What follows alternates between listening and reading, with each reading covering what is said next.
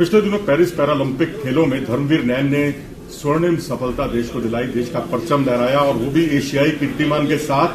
हमारे साथ मौजूद है धर्मवीर जी। तो आपको एक तो बधाई हो इस कामयाबी के लिए। जी बहुत बहुत थैंक यू आपका।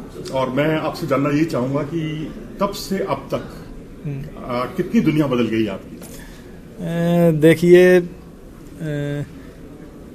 मैं कहूँ तो जमीन और आसमान का फर्क है। पहले अगर कहीं जाते थे तो ये नहीं होता कि भाई अगर कोई सेलिब्रिटी आ रहा है, और अभी जहाँ जाते हैं तो वही आगे से ही मतलब कोई बोलता कि भाई धर्मवीर कैसे हो, तो बड़ा अच्छा लगता है, प्राउड फील होता है। और ऐसे भी बहुत लोग होंगे जो आपसे कभी मिले ही नहीं होंगे और बड़ी आत्मीयता से बात करते होंगे। हाँ, काफ़ी बार ऐसा होता है। और कहीं पे भी अगर मान लो कोई अगर पहचान जाता है तो बड़े अच्छे से बात करते हैं। आपकी अपनी इवेंट के बारे में बताओ, क्योंकि क्लब थ्रो जो है बहुत लोग जानते नहीं। ये इसलिए मतलब ज़्यादा लोग इसको नहीं जानते क्योंकि ये सिर्फ दो ही कैटेगरी में गेम होता है, एक F51 और एक F32। क्योंकि ये दो इंजरी ऐसी है जो इनकी फिंगर काम नहीं करती अच्छी तरह से, और ये गम से चिपका के फेंकना पड़ता है, इसलिए ज़्यादा लोग नहीं जानते हैं इसके बारे में। जब आप स्वर्ण पदक जीत कर आए और आपके यहाँ सोनीपत में जो माहौल था और जो आपके लिए बहुत सारे लड्डू बांटे गए, मिठाई बांटी गई, मिठाई तो मेरे ख्याल आपकी भी बड़ी कमजोरी रही।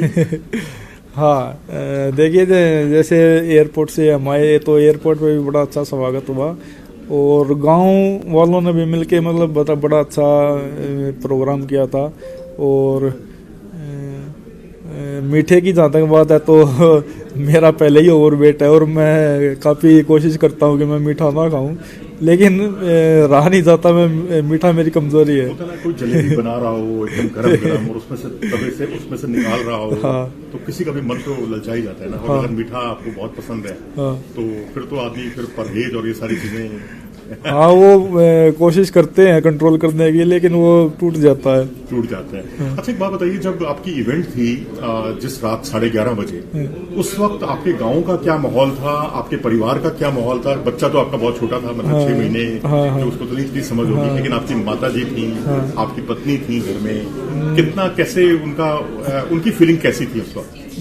देखिए, पूरा परिवार और रिश्तेदार, जानने वाले, यार दोस्त, मेरे ख्याल से उस रात कोई सोया नहीं। और जो बच्चे थे, जैसे मेरे भांजा भांजी है, वो पूरी रात जागते रहे और स्कूल में भी नहीं गए थे वो अगले दिन ही। किस तरह से सेलिब्रेट किया उन्होंने?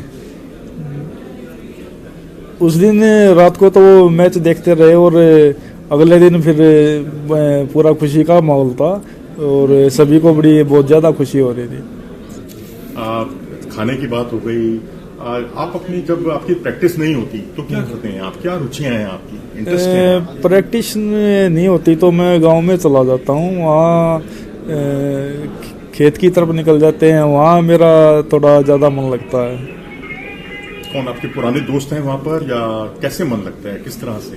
या वो खेत खलियान देखकर ही खुश हो जाते हैं? हाँ, खेत खलियान देख के भी, और मेरे दोस्त हैं, मेरा परिवार है, वहीं उनके साथ में टाइम स्पेंड करना पसंद करता हूँ। तो अब आप आगे क्या? अभी तो आपने पैरालंपिक का भी गोल्ड जीत लिया और उसके बाद पैरा एशियन गेम्स में भी आपका सिल्वर मेडल था, एशियन रिकॉर्ड भी तोड़ लिया आपने, अब आगे क्या? देखिए, मेरे ख्याल से एक प्लेयर के लिए मतलब उसका लाइफ का सबसे बड़ा सपना यही होता है कि ओलंपिक में या पैरा ओलंपिक्स में गोल्ड मेडल हो। ये तो क्या आप संतुष्ट हो गए? इसके बाद विराम लगाना चाहते हैं आगे और दोबारा इसको दोहराना चाहते हैं? नहीं, विराम तो नहीं लगाना चाहते, कोशिश तो यही है कि इसी को बरकरार रखे, और जब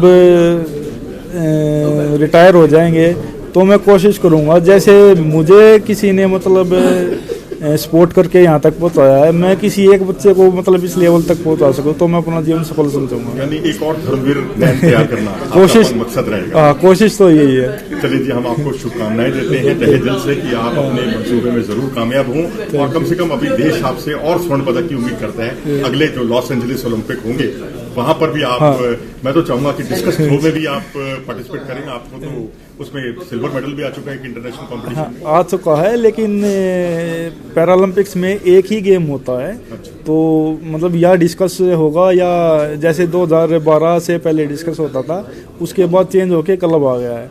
तो एशियन में दोनों गेम होते हैं, लेकिन पैरालंपिक्स में एक ही गेम होता है। चलिए, उम्मीद कीजिए कि पैरा एशियन गेम्स में आपको 2 स्वर्ण पदक मिले और ओलंपिक में आप कम से कम पैरालंपिक में 1 स्वर्ण पदक और हासिल करें, देश के लिए, देश का परचम लहराएं। अपनी तरफ से मैं पूरी कोशिश ऐसे ही जारी रखूंगा।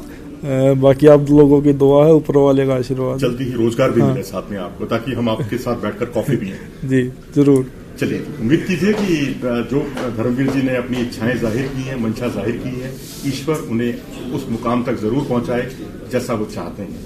नमस्कार।